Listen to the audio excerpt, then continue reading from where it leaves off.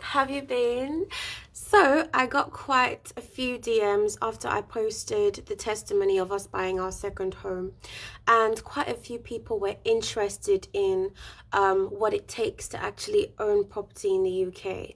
Now the thing is, it is both easy and very difficult, but one thing it's not, you know, outside your reach. You can definitely work towards getting a property. Now, how it differs from the property market in Nigeria is you have to have cash, or you have to buy property or land from a specific property vendor that would give you the option to pay instrumentally, and that's actually frowned upon in Nigeria. But here, almost everybody, like 95% of new landlords, pay outright don't pay outrightly. They always go through a bank and get a mortgage. Now the 5% either are those very, very rich people who do it directly, buy the house outright and then remortgage later just to get a lot of value out of it, like physical cash out of it immediately, or they're part of the property investors, like the big time property investors who do. Even some of those big time property investors get mortgages as well. They get mortgages in the millions of pounds, bro.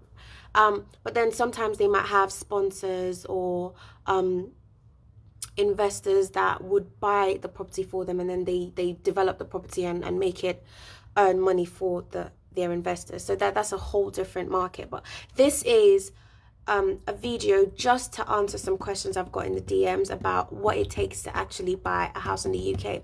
Now, I asked my husband a few questions because he's a bank manager. He knows this stuff. He's been doing it for quite a while, but he's never gonna come on here and give you guys a video. Sadly, that's not the person he is. But I've done the asking for you. I've done some research as well. I'm not 100% correct on every single thing I'm going to tell you because it differs depending on your income, your location within the UK, your credit score, your history, a lot of things, your bank. But there is always a certain way to do it. You have to go through your bank. There's a few banks that are really good with giving mortgages, such as Halifax, NatWest.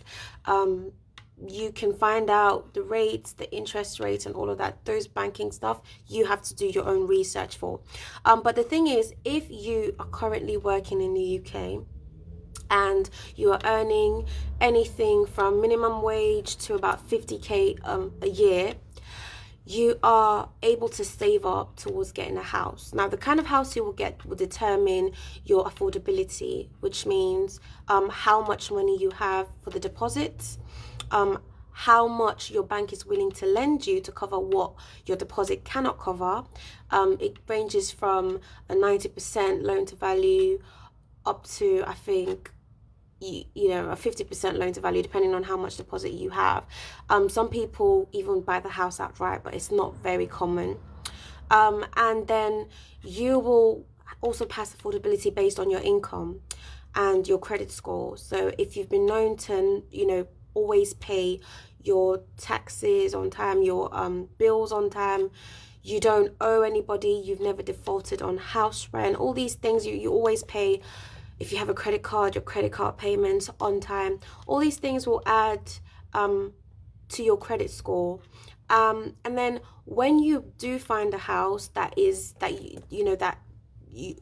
the criteria that you can afford and you also like as well, it could be anything from a 1-bedroom flat to a 5-bedroom detached house in a very nice area, and it could be anything from, if you live like up north, it could be anything from like 60k, but then down south, London, Essex, the average would be about 300 up until like 500.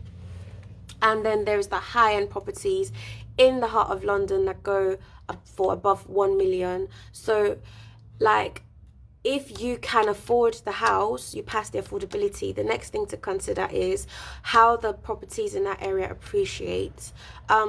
This is actually something baby me taught me. He was like, you always go for the house that needs work done to it, because chances are, because of the work that's supposed to be done to it, it's cheaper. And so if the average house value should be going for about £500,000, it would be going for something like £400,000.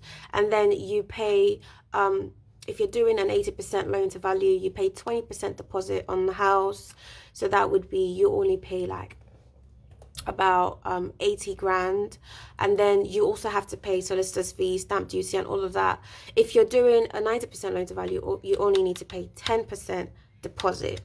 Now, after you pay your deposit, your solicitor's fees, your stamp duty, everything, go through all the processes, the back and forth, the constant follow-up, with your solicitor, the estate agent, handling the seller side of things. It's just, it's gonna be worth it for you to start looking for builders that could help to bring the house up to value. So when you buy the house, say it's worth 400, when you do it up, it's gonna be worth more than the houses within that area, chances are, because you're gonna be doing it up in a more modern way than those other houses which were probably done up a couple years before, are like, which would definitely be more appealing. It would definitely gain more market value, and that would be better for you, because even if you have actually borrowed from the bank to be able to afford the house and you're paying a mortgage to the bank, you only owe the bank about £320,000, which is very normal. It sounds like, yeah, miss it, but it's small stuffs. So you only owe about £320,000. But then when you finish the building work, or even if it doesn't require so much work that you have to have a budget for, even if it's just, a few paintings here, cosmetic, like finishing touches to the house, and the house appreciates naturally over time, it accumulates about 30 grand or 50 grand to as much as 100 grand, like drastic appreciation over the course of 5 years to a decade, you owe the bank less. So you've gone from owing the bank 320,000 to anything within 200,000, because you've already definitely been paying your mortgage all this while, and because the house is appreciated by about 100,000 or 150,000 in value, that money goes to you. Whatever the house accumulates in value goes to you. So if you sell the house, if you just hold the house, pay your mortgage, and literally sell your house after like 5 to 10 years, you will still gain the money that it's like added on in value, and you will just be paying the bank what you owe now. So then if you started out with just 80 grand, minus the 1% or 2% interest that you might have been paying on top of your mortgage, you will now have 180 grand for just holding a property for 5 to 10 years. So yeah, it sounds like a lot. It sounds like, oh, it's a debt, I don't want it, because that was my mentality. The Nigerian mindset of wise is bad. But then if you actually look at it, it's done so that people can afford it and people can have a good life. So this is just your sign to take advantage of how the system has made it easier for people who aren't millionaires to own property and look into buying a property. Like, it's legit the way to go. And then who knows, you might even get big and you might get a few properties here and there, earn rental income, and just make money for the rest of your life, never having to actually go to work again, and just enjoy with your family. Literally, that's the life. Yes, I hope you've been able to learn something from this. I'm not the person to ask, you need to do your research, but I just wanted to get you thinking property and thinking and looking in the right direction, if I do say so myself. Yeah. Bye, and thanks for watching.